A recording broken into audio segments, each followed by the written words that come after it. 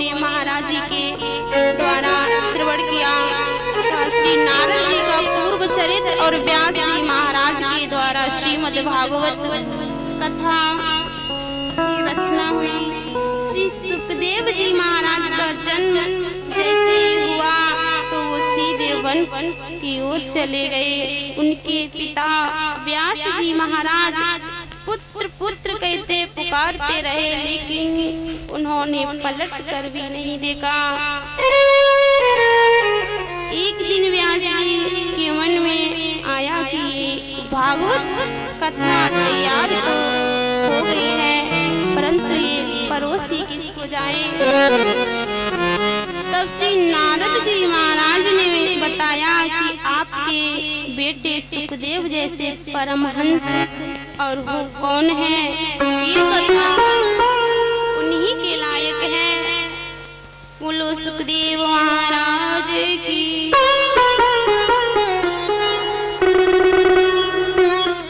18,000 अहिंसा तैयार हो गई। अब मन में विचार आया, मैं अमृत किसको परोसा जाए। पर हंसों की कथा तो किसी परम हंस को ही सुनाई जाए, ऐसा कौन सा है। ध्यान करते ही अपना बेटा याद आ गया, जो जन्म लेते ही वन में चले गए।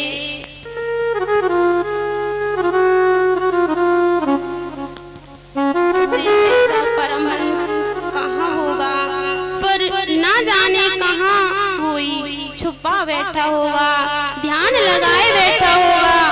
कहाँ ढूंढूं, कहाँ अपने कुछ शिष्यों को बुलाकर उन विशेष श्लोक 2-3 भागवत के रटा दिए और कहा, इन श्लोकों को तुम गाते शिष्यगण गाते हुए झूमते हुए जहाँ पर श्री सुखदेव जी समाधिष्ट बैठे थे, निर्भय ब्रह्म की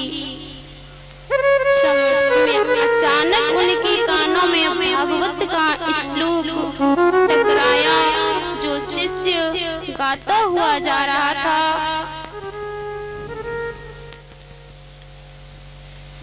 जो श्री सुखदेव जी के कान में ये श्लोक पड़ा, मोर मुकुट का पंख धारण किए हुए माधव दिव्य पीतांबर ओढ़े हुए, बंसी बजाते हुए, गाय चराते हुए, ग्वालों से अपनी कीर्ति सिद्ध करते हुए वृंदावन में प्रवेश पा रहे हैं। जो ये श्लोक कान में पड़ा, सुखदेव जी की समाधि खुल गई।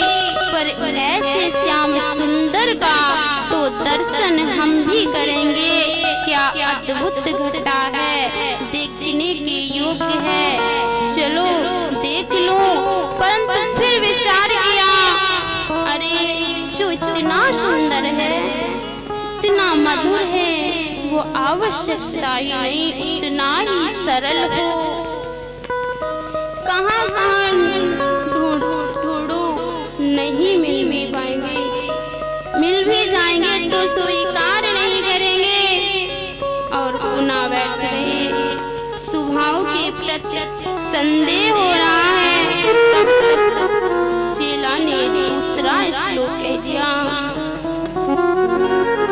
अदिति नाम की पूतना बकासुर की भगनी स्तनकाल कूदम ने जो अपने स्तनों में काल कूट विष लगा के चिदांश अंतम इच्छा भगवान को मारने की दुर्भावना से प्रेरित होकर आई। कन्हैया के मुंह में स्तन दिया तो कन्हैया ने कहा, बुरी हो या भली कैसी भी हो, काम तो एक माँ का किया है। मैया यशोदा के समान भगवान ने पूतना को गति प्रदान कर दी। अहो स्तनकाल गौतम जिज्ञासया ययनाप्य साध्वे लेवे गगन्धा त्रिच्युतां दतोऽन्यं कम्बादयालो शरणं व्रजेम।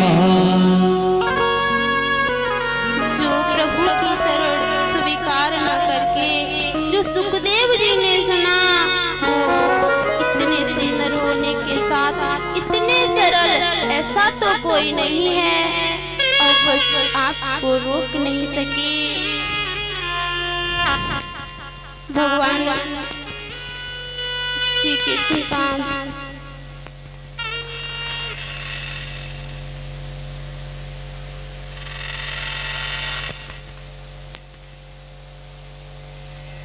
हेलो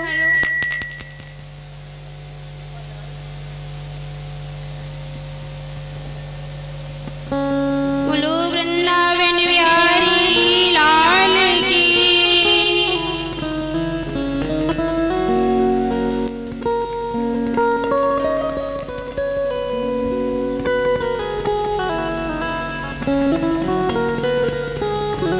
हो ब्रज की नंद लाला, हो राधा जी की सावरिया,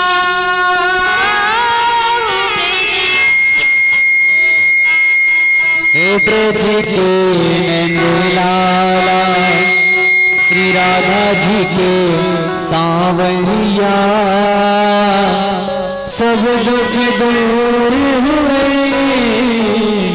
जब तेरा नाम लिया, सब दुख दूर हुए जब तेरा नाम लिया।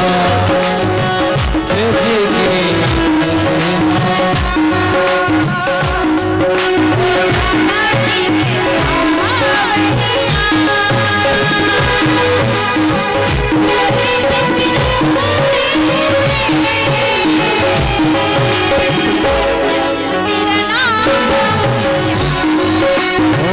ब्रज की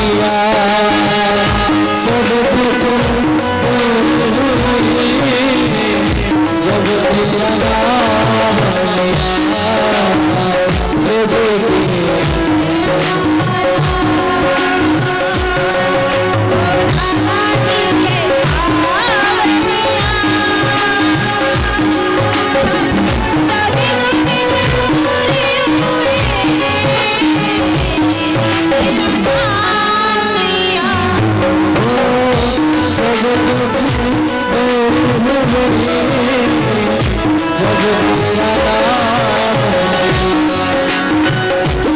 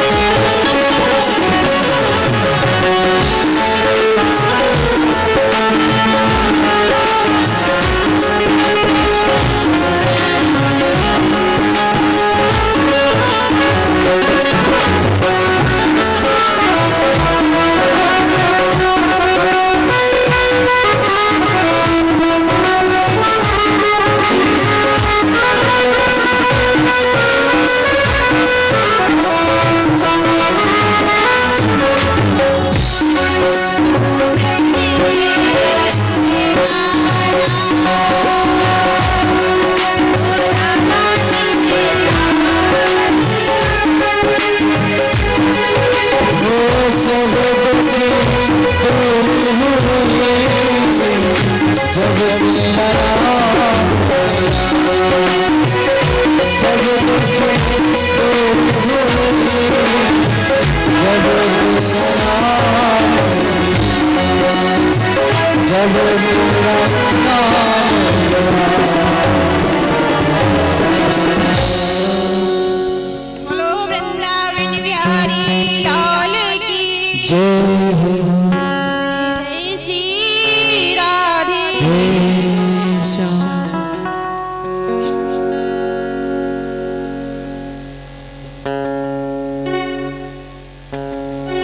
जब तेरा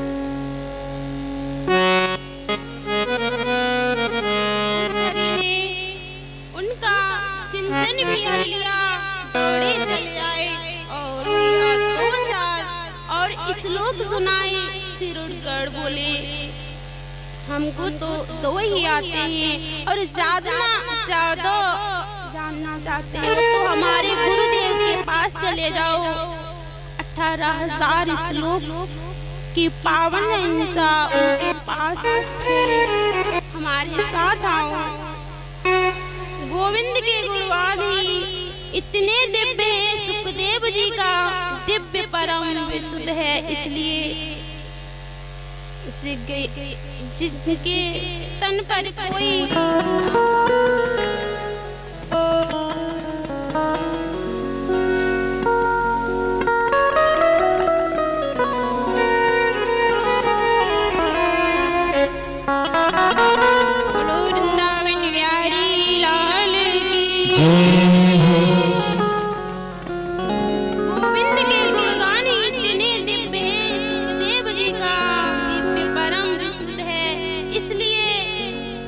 जिनके तन पर कोई लंगोटी भी नहीं है, दौड़े दौड़े श्री वेद व्यास जी के पास भी शुक्राचार्य जी पधारे, चरणों में नमन किया।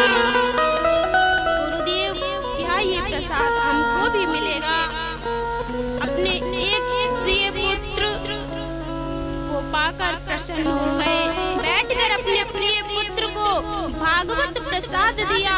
मधुर मधुर भागवत के श्लोक सुनाए।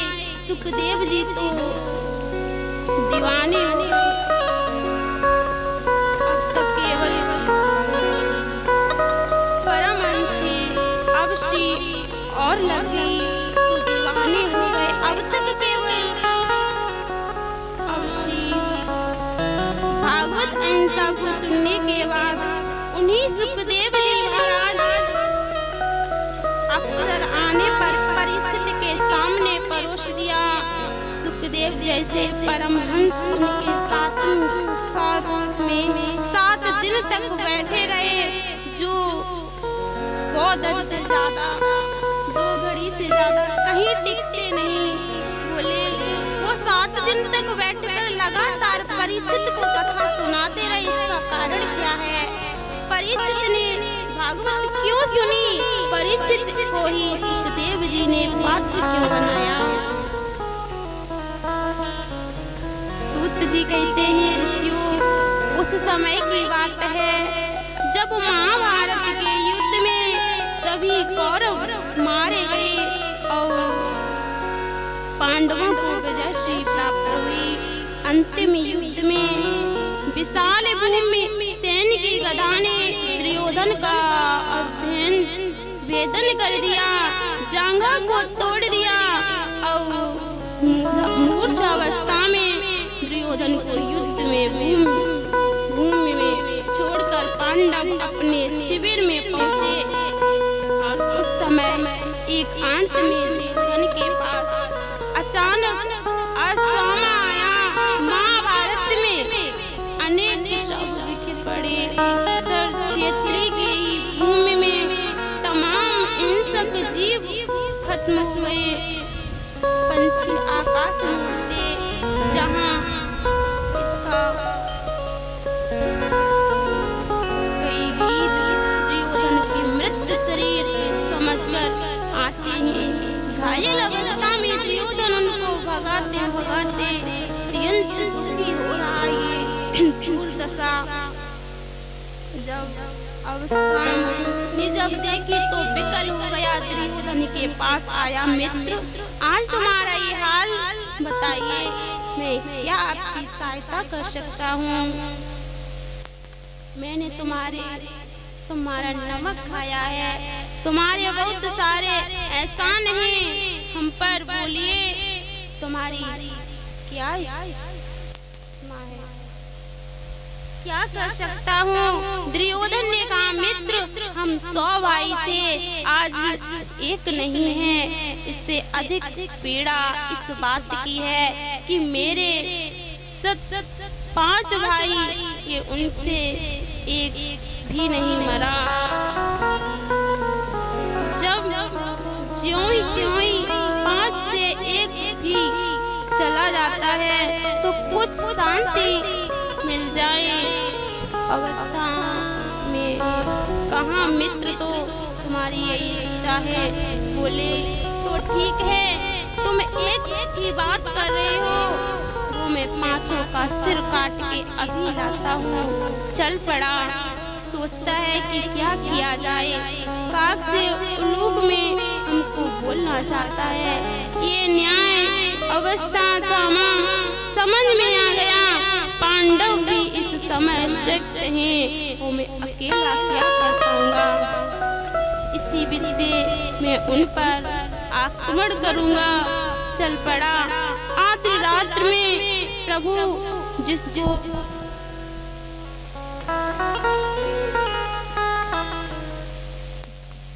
जिसको चाहे इसकी इच्छा के सामने किसी की नहीं चलती।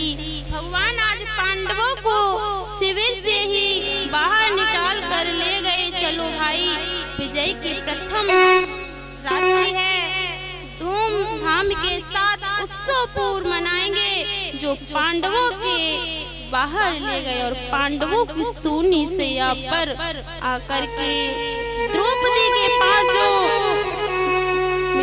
सो गए, जो 5 पांडवों के द्वारा उत्पन्न हुए जो अपने पिता के सामने ही देखने में लगते हैं। अपने अपने पिता की सैया पर पांचों द्रौपदी पुत्र सो गए। रात्रि में जब आक्रमण किया अश्वत्थामा ने तो उन पुत्रों को ही पांडव समझ लिया और पांचों का सिर काट दिया। प्रसन्न हो गया कि मैं सफल हो गया। पांचों का सिर लेके आया मित्र दुर्योधन। देखो एक मांग रहे थे, मैं पांचों का सिर लाया हूँ। दुर्योधन भी प्रसन्न हो गया, पर जब गौर से देखा तो पहचान गया, दुखी हो गया दुर्योधन। अरे अश्वत्थामा, ये पांडव नहीं, पांडव पुत्र हैं। इनको मारने तो तूने हमें पानी देने वाला भी नहीं छोड़ा। दुर्योधन का भी वृतांत हो गया। अश्वत्थामा अब बहुत घबराया। पांडव यदि जीवित हैं तो अब वो हमें नहीं छोड़ेंगे। उधर जब द्रौपदी को इस घटना का पता चला, अत्यंत ही कार उठ के भाई पीट पीट करके विलाप करने लगी।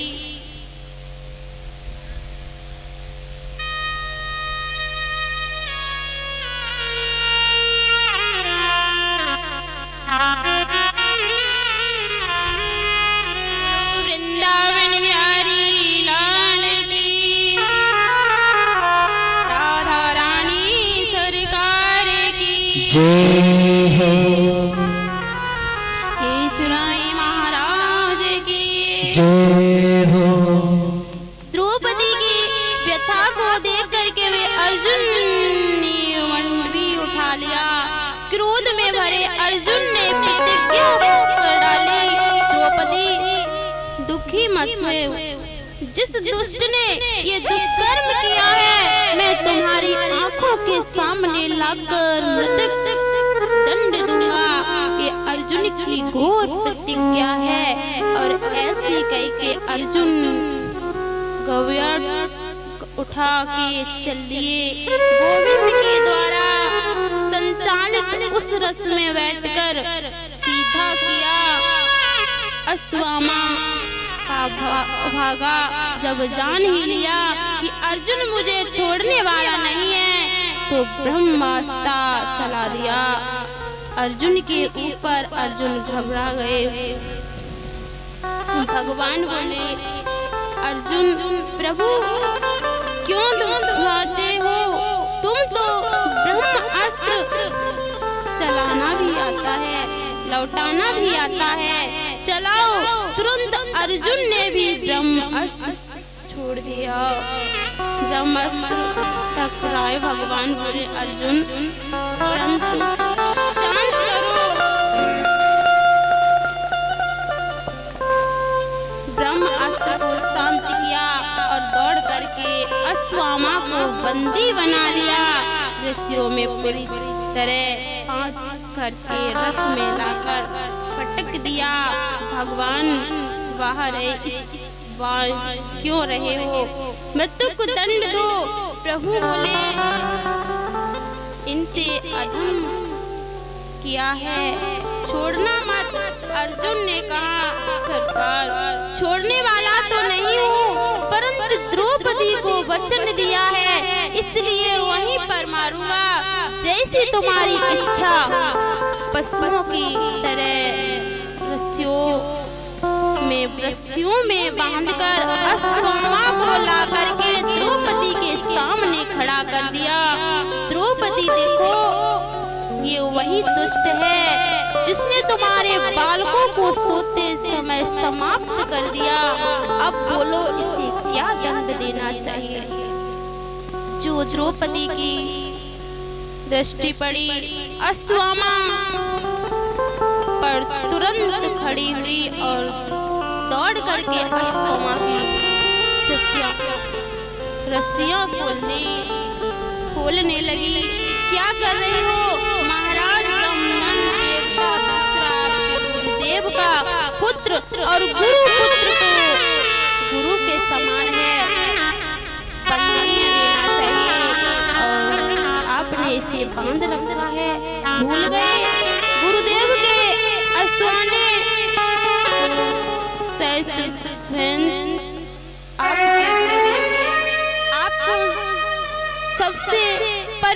शिष्य मान करके वो अस्त्र के रस पहलाए थे जो किसी को नहीं दिए। दुर्योधन जितने भी रस थे उन शास्त्रों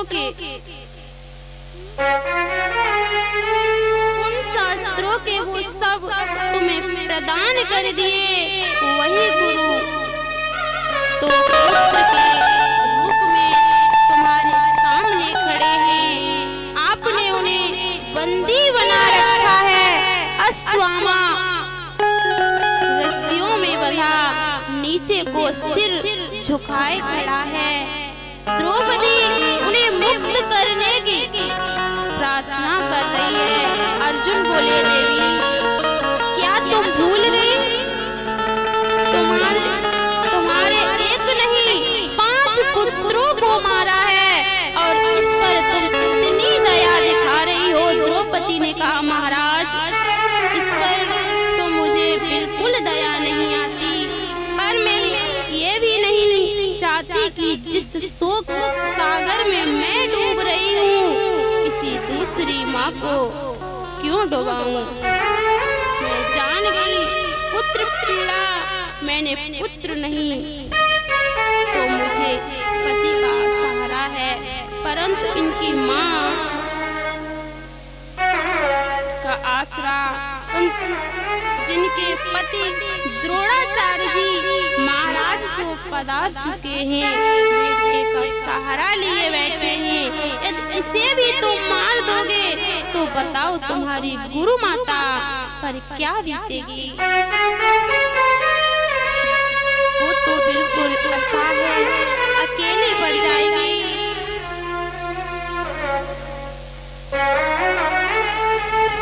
धर्मराज युधिष्ठिर जी को द्रौपदी के वचन मीठे लगे।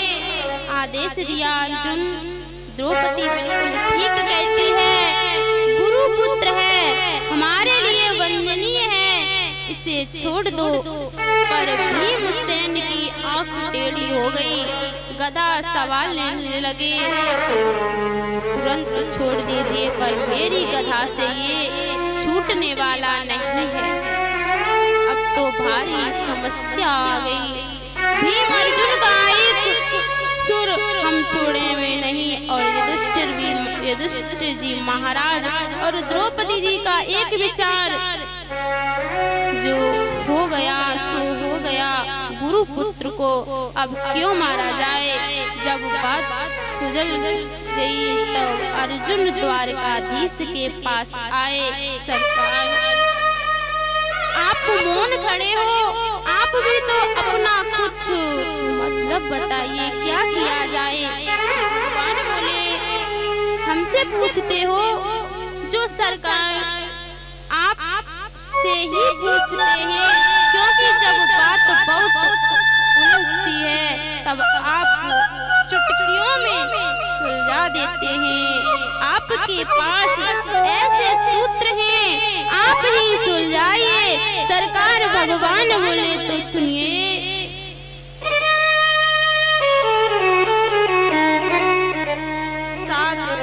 कहते वो करना चाहिए, शास्त्र क्या कहता है। महाराज अर्जुन, शास्त्रों ने स्पष्ट आदेश दिया है, ब्रह्मांड कितना भी पतित हो पर वो मारने के योग्य नहीं होता। पर शास्त्रों में से जो भी आदेश स्पष्ट है, अतिथि कैसा भी हो, कोई भी हो, वो हम वध के योग्य होता है, उसे छोड़ना नहीं चाहिए। अर्जुन ने कहा, जय हो महाराज, ये आप समाधान दे रहे हैं। आपने तो ये दोनों ही बातें कर दी। एक तरफ कह दिया कि ब्रह्मांड मारा कभी नहीं जाता, दूसरी तरफ कह दिया अतिथि कोई भी हो उसे छोड़ा भी नहीं जाता। तो बात तो जहाँ की तहाँ रही। महाराज मैं क्या करूं? भगवान बोले, बताओ। बता दिया, शास्त्र की बात हमने बताई, जो उचित तुम्हें लगता हो वो तुम करो, मैं समझा नहीं महाराज। भगवान बोले तो समझ लो श्री युधिष्ठिर जी महाराज सम्राट हैं, तुम्हारे बड़े भाई हैं, जो आशा आदेश दे रहे हैं उसका तुम्हें पालन करना चाहिए। पर ध्यान रखिएगा, तुम क्षत्रिय हो, अपनी प्रतिज्ञा को मत तोड़ बैठना।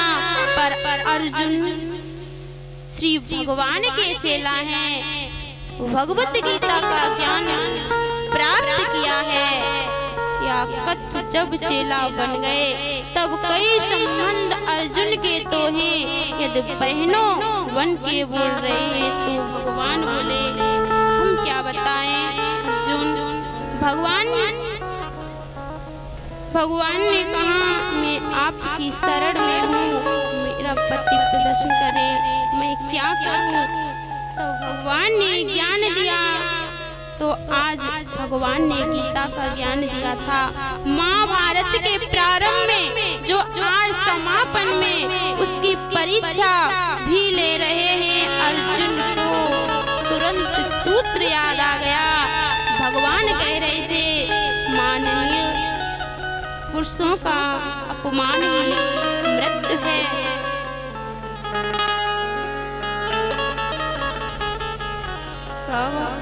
तुरंत स्मरण आ गया और अर्जुन ने अश्वत्थामा के सिर से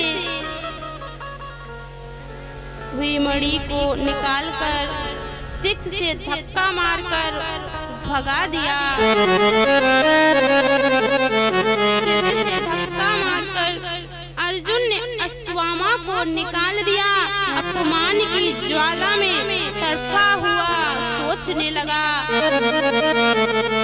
मेरा भी नाम नहीं जो इनके वंश पानी देने वाला नहीं हो। अपमानित होकर चला गया।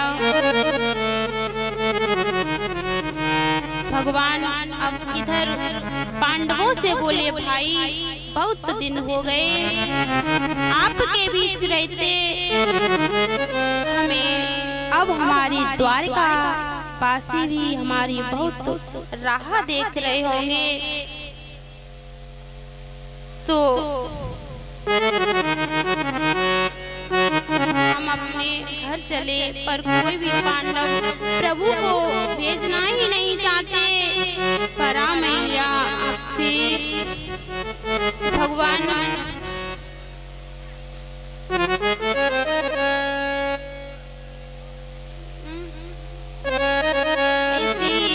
भगवान श्री कृष्ण की एक अनन्य भक्त मीरा हुई, जिसने सारा सुख राजपाट वैभव सब कुछ छोड़कर भगवान के नाम का सहारा लिया।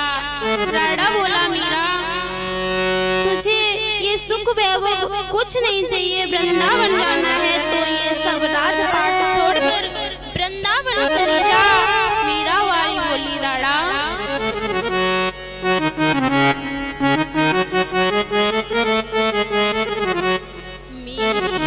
वृंदावन ससुराली संभाली राधा तेरी गली। वृंदावन ससुराल संभाल राधा तेरी गली। वृंदावन ससुराल संभाल राधा तेरी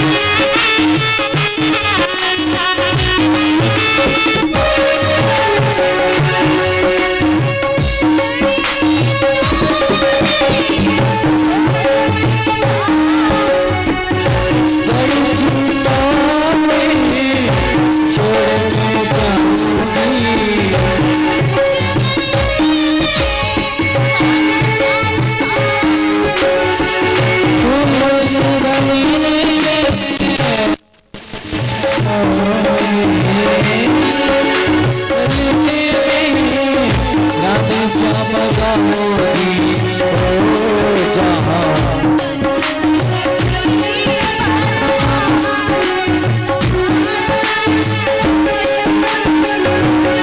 जहाँ